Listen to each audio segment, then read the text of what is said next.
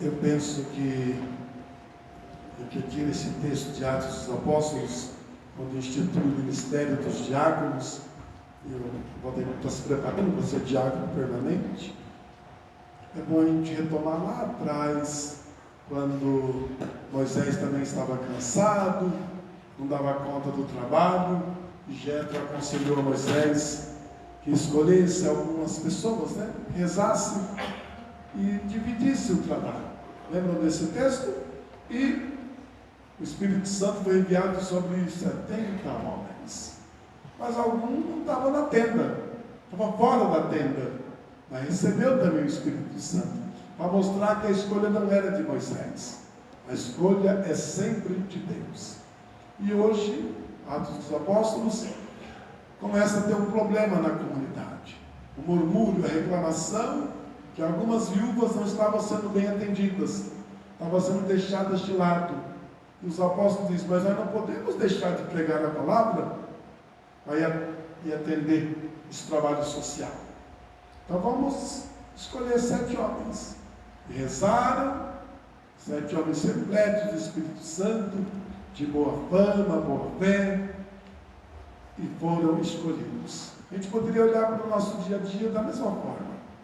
Quando acontece um problema, não importa o problema, o mais importante é a solução. O Espírito Santo tem sempre uma solução criativa para partilhar os trabalhos, Porque a gente às vezes não dá conta. Eu já tive algumas vezes aqui, Dom José me pediu, Lázaro, aconteceu entrevista, eu tenho um compromisso hoje, e tem a investidura dos ministros lá em Cosmópolis, lembra disso? Aí pediu para eu fazer a investidura dos ministros naquela semana, não era no mesmo dia. Então eu vou, organizei tudo, passei para o padre o roteiro, o padre me passou de volta o roteiro pronto, as leituras, falei, bom, Dom José, preparou a homilia escrito, Preparei minha homilia também, tudo escrito, bonitinho. Cheguei lá na hora da missa, não sei por que cargas d'água, os leitores leram outros textos.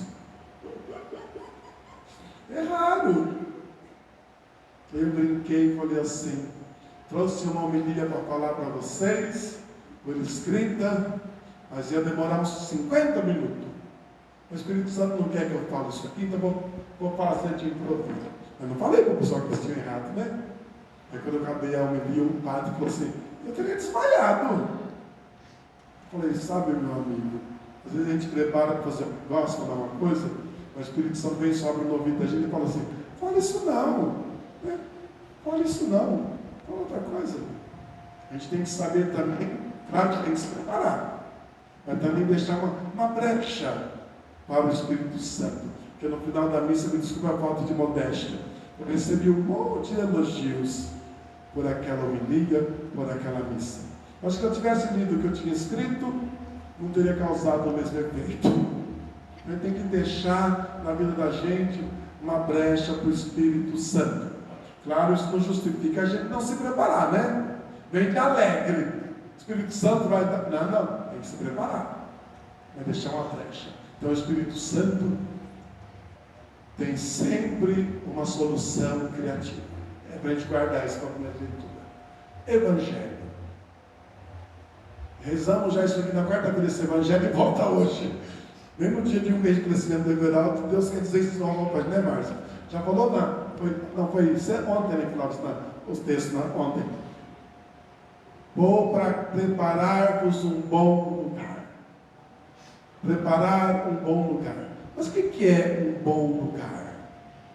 Se a gente for retomar a Bíblia, Mateus 25, quando Jesus fala do julgamento, que a gente canta, O último julgamento, Jesus diz, vinde benditos de meu Pai, para o reino que o Pai nos preparou, desde a fundação do mundo.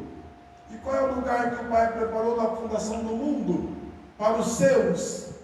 Que nome que Ele dá para aquele lugar? Nós chamamos de paraíso, não é assim? Jardim do Éden, o paraíso. Eu estava comentando ontem, repito hoje, me lembro como do Daniel foi para Nova Zelândia, e lá diz que é muito bonito, Ele me mandava algumas fotos lindíssimas. Ele dizia: padre, quando eu cheguei aqui, eu fui ver essas paisagens, lembrei do livro do Gênesis, quando Deus cria o mundo e faz o paraíso. O paraíso deveria ser assim. Aqui é muito bonito essas paisagens. Então Jesus diz: vinde para o lugar que o Pai vos preparou desde a fundação do mundo, desde o início. Quer dizer, primeiro Deus prepara um lugar para depois colocar o homem. Jesus está retomando a criação, a nova criação. Na casa de meu Pai tem muitas moradas, tem muitos lugares. Se assim não fosse, eu vos teria dito, porque eu quero junto a mim aqueles que me pertencem. E Tomé ingenuamente vai dizer: nós não sabemos para onde vais. E Jesus diz: eu sou o caminho, a verdade e a vida. Só chega à vida quem vive a verdade e sem se desviar do caminho.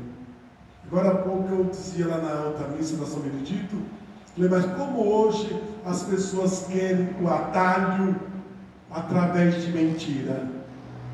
O atalho através de mentira não vai chegar à vida, vai levar à morte.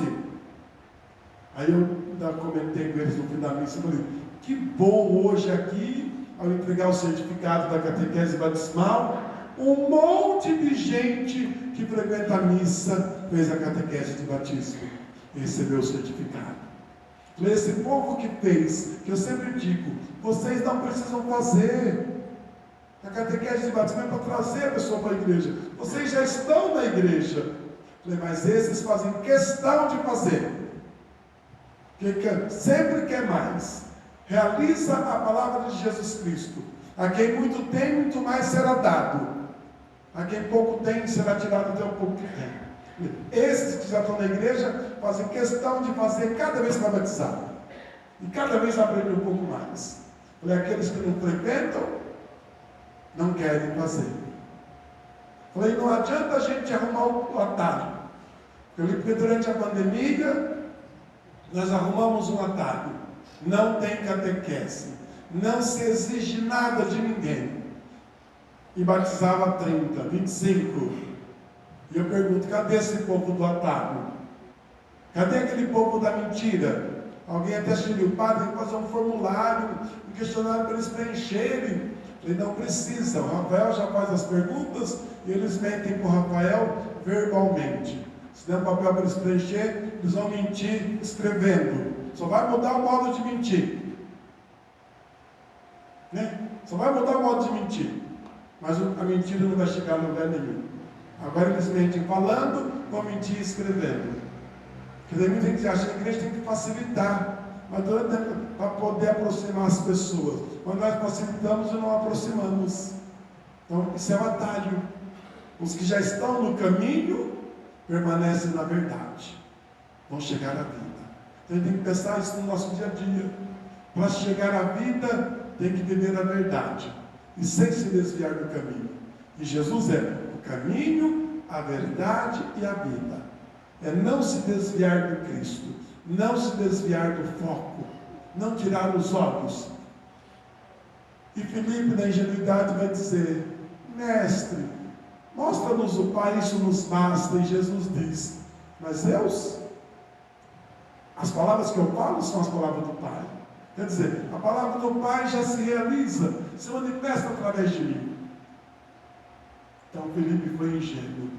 Será que a gente consegue enxergar na palavra de Deus proclamada, anunciada, seja pelo Lázaro, seja pelo Ney, seja pelo Leandro, pela Kelly, pelo Marcelo, pelo Valdemir, palavra de Deus? Eu me fiquei pensando enquanto vocês estavam aqui proclamando a palavra, e eu pensando, ajeitando aqui, como eu vou dizer isso?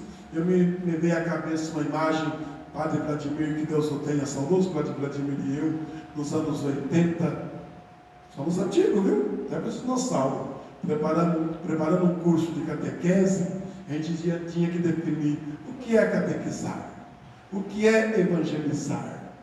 E aí nós saímos com a seguinte definição: evangelizar, catequizar, é fazer ecoar a palavra de Deus. Nós somos apenas aquela caixa de som. Mas a palavra que sai lá, na voz do catequista, na voz do evangelizador, não é do evangelizador, não é do catequista. É a palavra de Deus.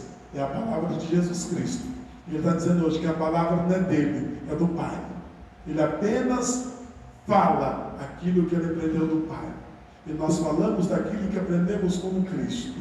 A palavra de Deus, ela passa através de nós. Somos apenas instrumentos, caixas de som que faz a palavra de Deus ecoar. Louvado seja nosso Senhor Jesus Cristo.